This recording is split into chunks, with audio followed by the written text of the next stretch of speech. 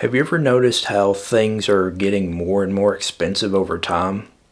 For example, why is a gallon of milk $3.88 today when it was $2.47 back in 1995? Or why was a gallon of gas 27 cents back in 1950? Today it's over $3. So what the heck is going on with all this stuff? Well, basically all of this stuff can be explained through inflation. Keep watching and we'll talk about just how much inflation affects all of our lives without us even realizing it. Hey there, welcome to Hoskins Research.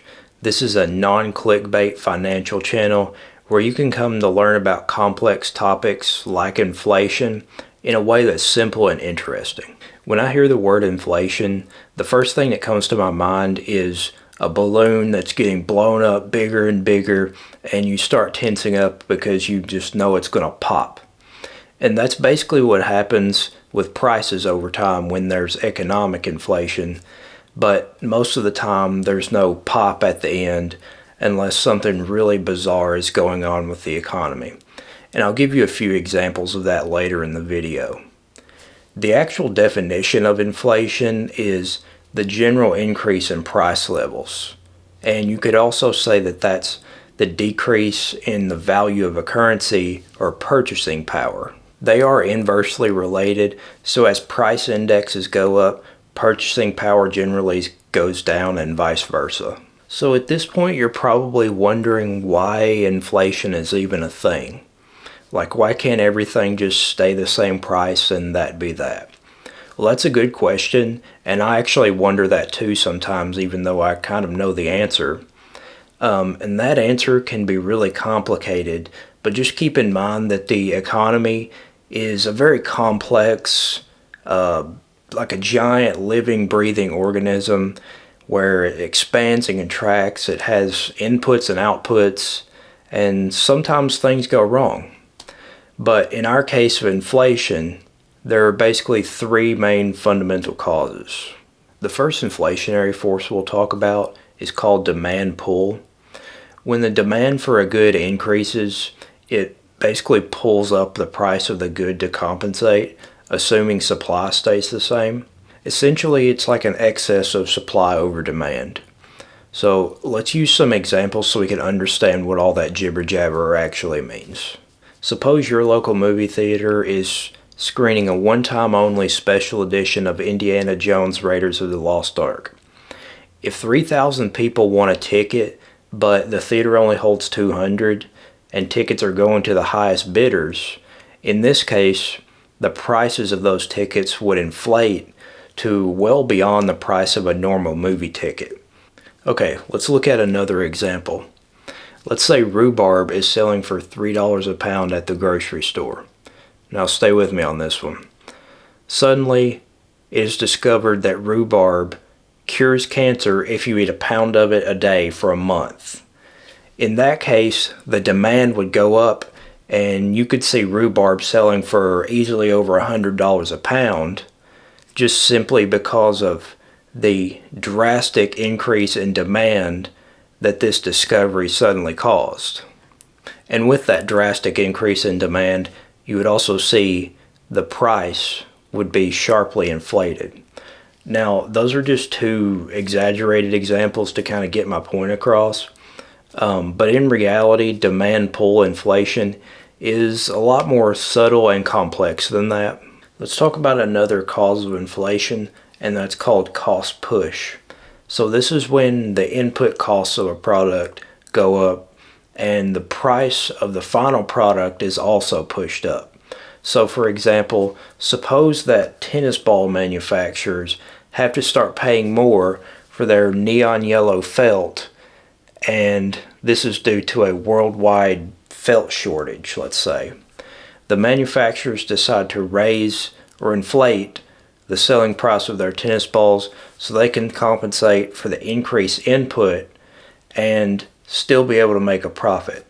This would be a case where the inflated costs are actually pushed onto the consumers.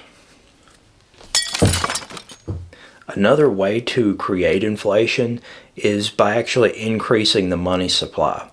And this is basically another form of demand pull inflation, but I wanted to mention it separately just because it's so common. So the amount of money in existence is controlled by the Federal Reserve, and they basically say how much money to print out.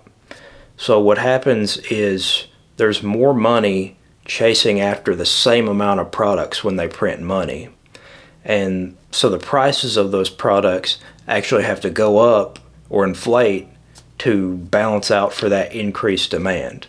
So it's basically like if you have more money, you're generally going to be willing to pay more for stuff.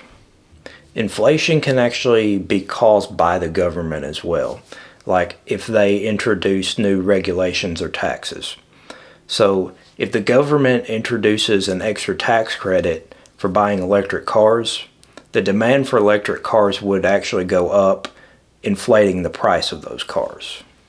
Now that I've said inflation at least like 8 million times, how do we know when it's actually affecting the real world? Well, if you remember earlier, I mentioned something called a price index, and this is what we use to measure inflation through the general price levels. And the main price index that you've probably heard of is called the CPI, which stands for Consumer Price Index. The CPI is basically an average of all this stuff that we buy as consumers, and it's the average prices of all that put together. There are other ones like this, like the producer or wholesale price indexes as well, and you can find all these statistics on a website called fred.stlouisfed.org, and if you're a huge graph nerd like I am, you'll think they're super cool. When we talk about inflation, sometimes it can get out of hand, and that's why it's controlled by a country's central bank, and for the United States case, this is the Federal Reserve. And you may have seen this guy before, and no, he's not your librarian. His name is Jerome Powell, and he's arguably the most powerful person in finance because he's the chairman of the Federal Reserve. And he and a few other Fed board members actually try to control inflation by adjusting the money supply and interest rates. It was basically figured out that 2% yearly inflation is kind of that sweet spot for keeping everything running smoothly, so that's what the Federal Reserve aims to do. Now, when you don't get control of inflation, things can get really, really ugly. For example, in 2008, Zimbabwe's currency inflated 79.6 billion% in the month of November, and prices were doubling about every 24 hours. Another example of hyperinflation in history is when Hungary's currency, called the pango, inflated 13.6 quadrillion% in a single month in 1946, and prices were doubling about every 15.6 hours. And it got so bad that Hungary actually had to issue a 100 quintillion pango bill. So being a billionaire in Hungary at that time was not all that cool, and it was actually made you a poor person. So once it gets to that point, money kind of means nothing, and you're about 2 steps away from just total anarchy. But we'll end the video on a positive note because it's very unlikely that that's ever going to happen to the US dollar, simply because of all the inflation controls that we have in place. Thanks for sticking around for the entire video. Hopefully you found out something interesting about inflation, or maybe you were just copying this video for your class paper on inflation. But either way, give it a thumbs up and consider subscribing if you want to learn more about financial topics like this. I'll see you in the next video.